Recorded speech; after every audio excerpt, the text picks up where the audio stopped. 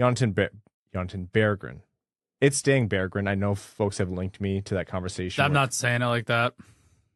I'm just respecting what he said. What he said something different every time. And I think in that interview is also like, oh, I don't even care, like whatever people want to call me. Yeah, no, it's but, like okay. But he said to broadcast teams, Berggren, and then when they said that, he said, "Oh, you're actually saying it right." So that's that's the way he says it. I think he's just not a stickler about.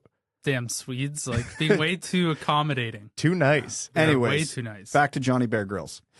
Yeah, Jonatan Berggren, like two different words. You mentioned Brad. He has to stay up now, right? Waiver exempt, I understand, and yes, you can move him down easier. Like that's a whole thing. But the way he's playing and what the Red Wings need right now, and the injection of offense and offensive opportunities he brings to the bottom six right now, he's got to stay up. 100%. Role placed aside, there is not an argument to be made that he's not one of the 12 best forwards in this organization right now. That's the simplest reason I can give, but 5-on-5 offense is a problem for this team. Yeah. He is one of the very few players down the lineup who is consistently producing offense, not on the top line. He's, one of the more capable players on the second power play. I mean, he got Austin Sarnik a goal today. Like, come on now. I like Sarnik. I think he's been doing well. Zarnik's good, and he's a better player than the fan base gets credit for, but, I mean, he's not the type of guy who consistently scores goals in the NHL. And, you watch the game today, Berggren just has that, I know it's an overused term, that hockey IQ that so few players have, especially on the Red Wings. His level of patience with the puck is astounding for someone his size. Most smaller players, even the good, effective, smart, smaller players in the NHL, generally get the puck and try to make things happen with pace and speed because, well, they know once, a bigger defenseman gets within their range, they're going to be very limited in what they can do, if anything at all. Berggren doesn't care. He just finds the lane. He reads the defenseman. He finds what he's going to be able to do and makes something happen. I think Mick was pointed out in the game today, too. Berggren got a breakout pass at the red line where he was standing basically completely still or moving very, very, very slowly. You get the puck in that position on the ice, 99 out of 100 times that's a dump in. And Berggren barely picked up any speed, gained the zone, got all the way down to the half wall, and then found a sauce pass. I think it was Hronek who was coming down late, cross ice, that Berggren just put 2 inches in front of him. Otherwise, that would have been a really strong scoring chance. So, this is kind of the duality of a rookie because, as a rookie in the NHL, where he originally received that pass, that's not a spot you want to be standing still in. So, rookie mistake. Has this skill to turn that mistake into a near A+ scoring chance. You've seen the goal where, again, he gets the puck in a less than ideal zone. So he was, few feet from the Red Wings offensive blue line, inside the zone, but skating away from the net. Quick cutback, puck's in his feet, kicks it up, waits for because that pass to Zarnik, that's an entirely timing play. Yeah. Hits it perfectly, right spot, right time, into a goal. We've had this conversation with rookies in the past, but that was under the context of Jeff Blashill, because at that point we were fairly confident and comfortable in talking about it because we knew what Jeff Blashill liked and what he was looking for. And we've had the conversations about, yes, rookies like Berggren, and I'm not going to exclude him because you can see it, they struggle in some of the smaller areas of the game. Berggren's still not especially effective on the forecheck. He's still not especially effective in puck battles. He's not a defensive stalwart. These are all things that drive coaches nuts. But he has the clear talent that when he has the puck, when he's in his areas of strength, which 90% of it is with the puck on his stick, he makes things happen better than 7, 8, 9 other forwards on this team. So what we're going to find out if this roster ever gets healthy is No. Does No. Lalonde value the talent more than the little things? Because the previous regime didn't.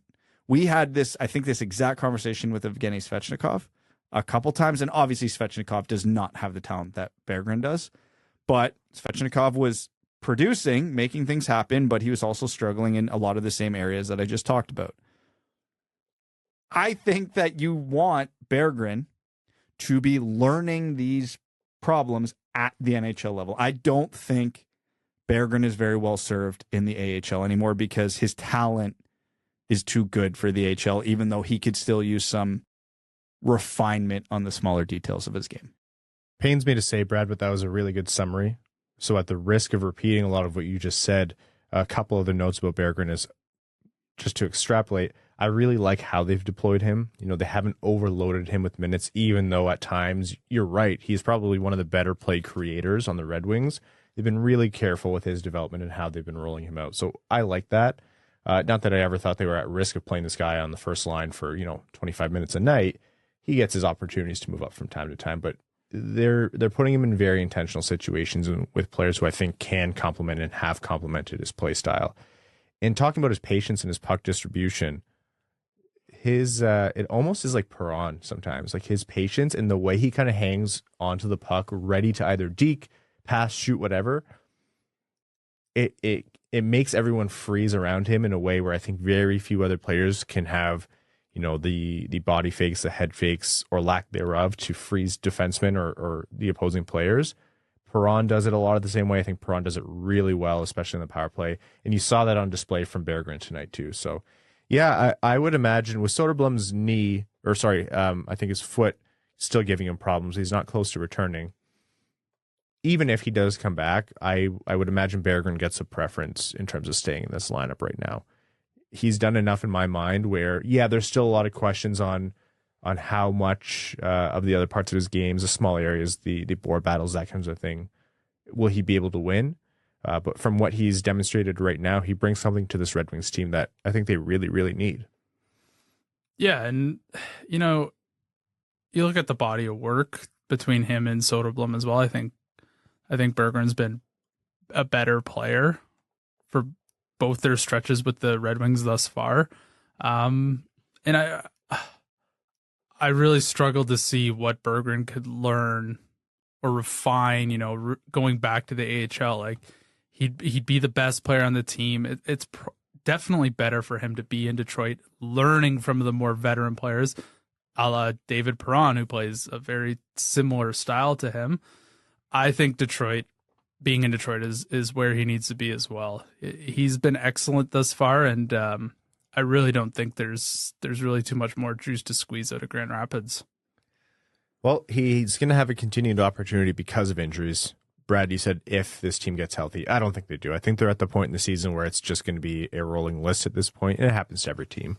It's not like the Red Wings are having anything special. I mean, they just played Columbus, where I think Brad Larson got hurt tonight. Like, everyone's getting hurt on Columbus, so he'll have every opportunity.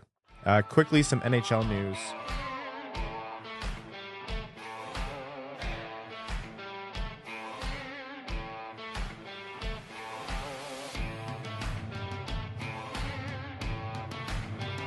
Thanks for tuning in to the Winged Wheel Podcast. Be sure to check out wingedwheelpodcast.com, where you can subscribe to the show on iTunes, Spotify, or wherever you get your podcasts. You'll also find links to other ways to support the show, such as Patreon, official podcast apparel, and more. And don't forget to follow the show on Twitter at Winged Wheel Pod. And of course, the hosts at Brad Crisco, at Ryan Hanna WWP, and at Hockeytown Evan.